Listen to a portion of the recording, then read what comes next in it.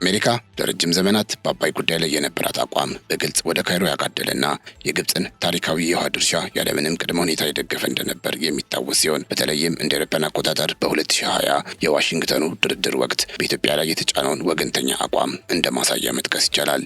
ይሁን እንጂ አሁን ላይ ዋሽንግተን ያንን የቆየና የጠነከረ አቋሟን በማለስለስ የኢትዮጵያን የልማት ሀቅና የቀይ ባህርን ስልታዊ ፍላጎት ያገናዘበ አዲስ አቅጣጫ መከተል መጀመሯን የሚያሳዩ ፍንጮች በጉልህ እየታዩ ይገኛሉ። ይህ ሽግግር ዓለም አቀፍ ግንኙነት ሪል ፖለቲክ ተብሎ የሚጠራውን ጽንሰ ሀሳብ የሚከተል ሲሆን ይህም አሜሪካ ከቀድሞ ስሜታዊ ትስስር ይልቅ አሁን ያለውን የቀጠናውን ተጨባጭ የኃይል ሚዛንና ስትራቴጂካዊ ጥቅሟን ያስቀደመች መሆኑን ያረጋግጣል። ይህ ድንገተኛ የዲፕሎማሲ ለውጥና የአሜሪካ ሚዛናዊ የመሆን ዝንባሌ ለዘመናት የአሜሪካን ፍጹም ድጋፍ ተማምና በኢትዮጵያ ላይ ጫና ስታሳድር ለነበረችው ግብፅ ትልቅ የፖለቲካ ድንጋጤን ፈጥሮባታል። በዚህም ካይሮ በቀጠናው ብቸኛና ተሰሚነት ያላት ስትራቴጂካዊ አጋር የመሆን ሚናዋ በኢትዮጵያ ተገዳዳሪ ኃይል እየተሸረሸረ መምጣቱ ክፉኛ እንዳስጨነቃትና አዳዲስ የዲፕሎማሲ አማራጮችን እንድትፈልግ እንዳስገደዳት በግልጽ እየታየ ነው። ከሰሞኑ በሳምንት ልዩነት ውስጥ የማርኮ ሩቢዮ ስልክ ከአዲስ አበባ እስከ ካይሮ መደወሉ አሜሪካ በአባይ ዲፕሎማሲ ላይ የጀመረችው አዲስ የድርድር ብፌ መኖሩን የሚያመለክት ሲሆን ይህ ሁኔታም ዋሽንግተን ከቀድሞ አስገዳጅና ወገንተኛ አቋም ወጣ የሁለቱንም ሀገራት ፍላጎት ያገናዘበ አማራጭ ይዛ መቅረቧን ፍንጭ የሚሰጥ ነው። እንደ ተንታኞች ግምት ከሆነ አዲሱ የአሜሪካ ሽምግልና ከዚህ ቀደም እንደነበረው የኢትዮጵያን ሉዓላዊነት የሚጋፋ የግዴታ ውል ይከተላል ተብሎ የማይገመት ሲሆን ይህ የአቋም ማለስለስም በሁለት መሰረታዊ የስትራቴጂ ለውጦች ሊተነተን ይችላል። አንደኛው ምክንያት አሜሪካ በቀጠናው ያላትን ተሰሚነት ለማስቀጠልና ስትራቴጂካዊ ጥቅሟን ለማረጋገጥ ስትል ዊን ዊን ወይም የጋራ ተጠቃሚነትን መርህ የግድ መከተል ስላለባት ሲሆን ሁለተኛውና ዋነኛው ነጥብ ግን ኢትዮጵያ በግድቡና በቀይ ባህር ፖለቲካ ዙሪያ የያዘችው ሌቨሬጅ ወይም የመደራደር አቅም እጅግ ከፍተኛ ደረጃ ላይ በመድረሱ ምክንያት ነው። በመሆኑም ዋሽንግተንን ከቀድሞ ግትር አቋሟ አላቆ አሁን ወዳለው ሚዛናዊነት ሀሳብ እንድታዘነብል ሊያስገድዳት ሆኗል። ለመሆኑ እነዚህ ጂኦፖለቲካዊ ምክንያቶች ምንድን ናቸው? በኢትዮጵያና በግብፅ መካከል ያለው ፍጥጫስ በአሜሪካ አዲሱ የድርድር ብፌ ላይ እንዴት ሊስተናገድ ይችላል? የሚሉት ነጥቦች የዛሬው የልዩ ጥንቅራችን ማውጠንጠኛ ይሆናሉ። አብራችሁ እንድትቆዩ እየጋበዝን ቻናላችንን ሰብስክራይብ፣ ይህን ቪዲዮ ላይክ እንድታደርጉም በአክብሮት እንጠይቃችኋለን። ካፍታ ቆይታ በኋላ ተመልሰን እንገናኝ።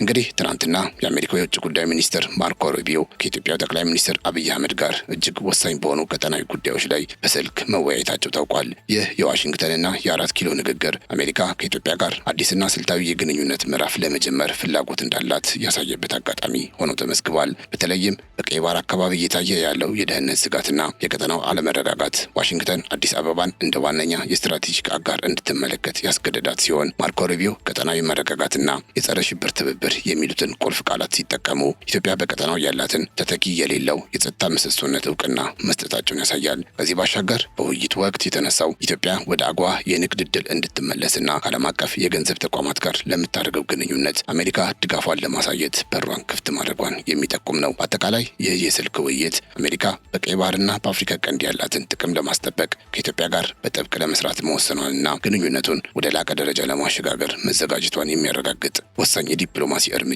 ተደርጎ ተወስዷል። ይህ የአሜሪካ ስልታዊ የጥቅም ሽግሽግ በዋሽንግተንና በአዲስ አበባ መካከል የሚደረገውን ግንኙነት ከጸረ ሽብር ትብብር ባለፈ ወደ ሁለንተናዊ የኢኮኖሚና የጂኦፖለቲካዊ አጋርነት እያሳደገው ይገኛል። ቀደም ሲል ግብፅ በመካከለኛ ምስራቅ ለነበራት ሚና ስትባል በአሜሪካ ዘንድ የምታገኘው ልዩ ጥበቃ አሁን ላይ ኢትዮጵያ በቀይ ባህር ደህንነትና በቀጠናው የኃይል ሚዛን ላይ በፈጠረችው አዲስ ተጨባጭ ተጽዕኖ አማካኝነት ሚዛኑን እየጠበቀ መጥቷል። በመሆኑም አሜሪካ አሁን የምትከተለው ትራንዛክሽናል ወይም በጥቅም ላይ የተመሰረተ ዲፕሎማሲ ኢትዮጵያን በአባይ ድርድር ላይ እንደ ትልቅ ተደራዳሪ ኃይል እውቅና እንድትሰጣት ከማስገደዱም በላይ የአጓ የንግድ ዕድልና የዓለም አቀፍ የገንዘብ ተቋማትን ድጋፍ እንደ ማበረታቻ በማቅረብ አዲሱን የቀጠናውን የኃይል አስተላለፍ ከምዕራባውያን ጥቅም ጋር ለማስተሳሰር የታለመ ነው። አሜሪካ ለበርካታ አስርት ዓመታት በአባይ ጉዳይ ላይ ለካይሮ ያደላ አቋም ስትከተል የቆየችው በስሜት ሳይሆን ግብፅ በመካከለኛ ምስራቅ ለዋሽንግተን ስትራቴጂካዊ ጥቅም የምታበረክተው አስተዋጽኦ ከፍተኛ በመሆኑ ነው። ይህም በተለይ የእስራኤልን ደህንነት ከመጠበቅና የስዊስ ቦይን በበላይነት ከመቆጣጠር አንጻር ግብፅን በአሜሪካ አይን የማይተካ የጥቅም አጋር አድርጓት ቆይቷል። በአንጻሩ ኢትዮጵያ ከዚህ ቀደም በአሜሪካ የጥቅም ስሌት ውስጥ የነበራት ቦታ እጅግ አነስተኛና በጸረ ሽብር ትግል ላይ ብቻ የተገደበ በመሆኑ ዋሽንግተን በአባይ ጉዳይ ላይ የኢትዮጵያን የልማት ጥያቄ ችላ በማለት የካይሮን የህልውና ትረካ ስትደግፍ ቆይታለች። ይሁን እንጂ የዶናልድ ትራምፕ አስተዳደር የውጭ ግንኙነቱን ትራንዛክሽናል ወይም በጥቅም ልውውጥ ላይ ብቻ የተመሰረተ እንዲሆን መምረጡ ለኢትዮጵያ አዲስ የዲፕሎማሲ በር ከፍቶላታል። ኢትዮጵያ አሁን ላይ በቀይ ባህር የጸጥታ መዋቅር ውስጥ ያላት ተጽዕኖ ማደጉና አሜሪካ በቀጠናው የምትፈልገውን ጂኦፖለቲካዊ ሚዛን ለመጠበቅ ያለ አዲስ አበባ የማይቻል መሆኑን መረዳቷ ዋሽንግተን በአባይ ድርድር ላይ የነበራትን ግትር አቋም እንድታለሰልስ አስገድዷታል። በመሆኑም አሜሪካ አሁን በአባይ ላይ የምታደርገው ሽምግልና እንደ ከዚህ ቀደሙ ግብፅን ብቻ ማዕከል ያደረገ ሳይሆን ከኢትዮጵያ የምታገኘውን ስትራቴጂካዊ ጥቅም በተለይም በቀይ ባህር በኩል ግምት ውስጥ ያስገባ ሚዛናዊ የጥቅም ሽግሽግ እንደሚሆን ይገመታል። ሌላው ወሳኝ ነጥብ ኢትዮጵያ በአሁኑ ወቅት የያዘችው የዲፕሎማሲ አቅም ወይም ሌቨሬጅ ከዚህ ቀደም ከነበረው ጋር በፍጹም የሚመጣጠን አለመሆኑ ነው። ቀደም ባሉት ድርድሮች ወቅት አሜሪካና ግብፅ በኢትዮጵያ ላይ ግንባታው ይቆም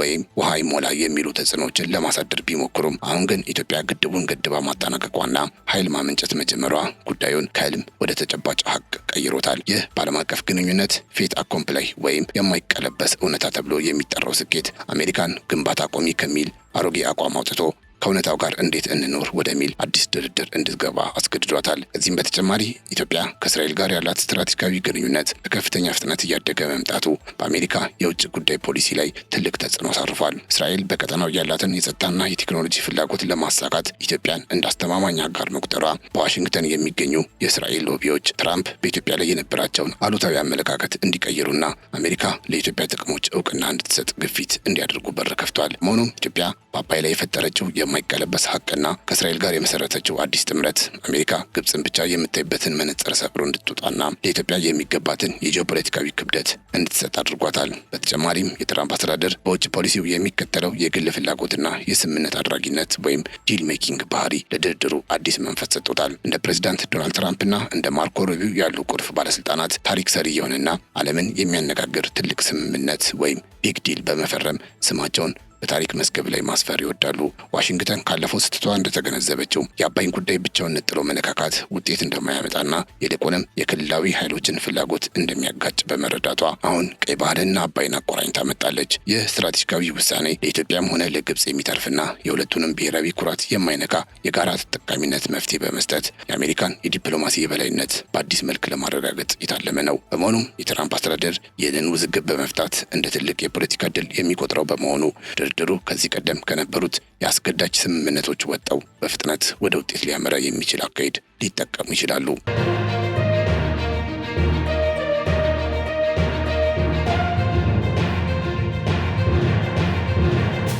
የአሜሪካን ስልታዊ አቋም የቀየሩ ሌሎች ተጨባጭ እውነታዎችን ስንመለከት ዋሽንግተን ጉዳዩን የምታይበት መንገድ ከነጠላ ዲፕሎማሲ ወደ ጥቅል ስምምነት መሸጋገሩን እንረዳለን። አሜሪካ የኢትዮጵያን የባህር በር ፍላጎት ጥያቄን በታላቁ የአባይ ድርድር ማዕቀፍ ውስጥ በማስገባት እንደ አዲስና ወሳኝ የመደራደሪያ ካርድ እየተጠቀመችበት ይገኛል። ይህ ስልት ግብፅን በውሃ ዋስትና ረገድ የማጽናናትና የመጠበቅ ሚና ሲኖረው፣ በአንጻሩ ኢትዮጵያን ደግሞ ለባህር በር ጥያቄዋ ስትራቴጂካዊ ድጋፍ በመስጠት ሁለቱም ሀገራት ጥቅማቸው ተከብረው ከድርድሩ ረክተው እንዲወጡ የሚያደርግ የዲፕሎማሲ ቀመር ነው። ዋሽንግተን ይህንን ሁለንተናዊ መፍትሄ ይዛ መቅረቧ ከዚህ ቀደም የነበረባትን የወገንተኝነት ስም የምታጠብበትና በአፍሪካ ቀንድ ያላትን ዲፕሎማሲያዊ ተሰሚነት ወደ ታላቅ አሸማጋይነት የምታሳድግበት አዲስ የታሪክ አጋጣሚ ፈጥሮላታል። በመሆኑም አሜሪካ የሁለቱን ሀገራት የህልውና ጥያቄዎች በአንድ የጥቅም ሚዛን ላይ ማስቀመጧ ድርድሩ ከውሃ ፖለቲካ አልፎ የቀጠናውን አጠቃላይ የኢኮኖሚና የጸጥታ ካርታ በአዲስ መልክ እንዲቀረጽ የሚያስገድድ ሀቅ ሆኗል። በሌላ በኩል በዓለም አቀፍ ደረጃ እየታየ ያለው የውሃ ህግጋትና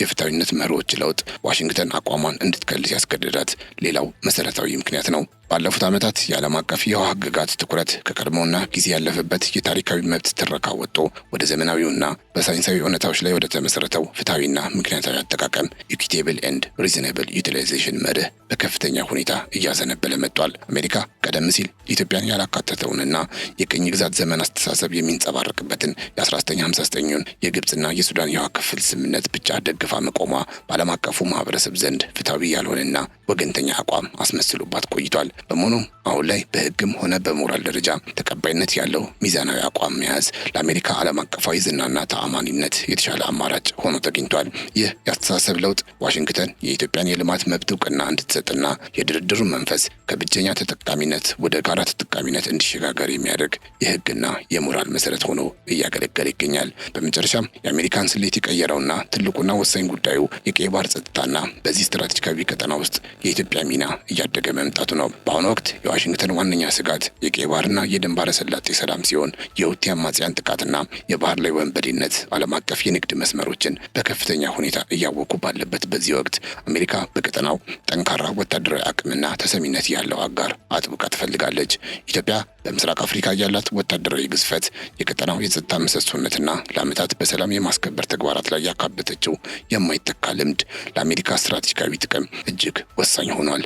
በመሆኑም ኢትዮጵያን በአባይ ጉዳይ ላይ በማስቀየም ወይም ጫና በማሳደር ከራስ ማራቅ አሜሪካ በቀይ ባህር ላይ የነደፈችውን የረጅም ጊዜ የጸጥታ እቅድ አደጋ ላይ ሊጥልባት እንደሚችል ዋሽንግተን በሚገባ ተረድታለች።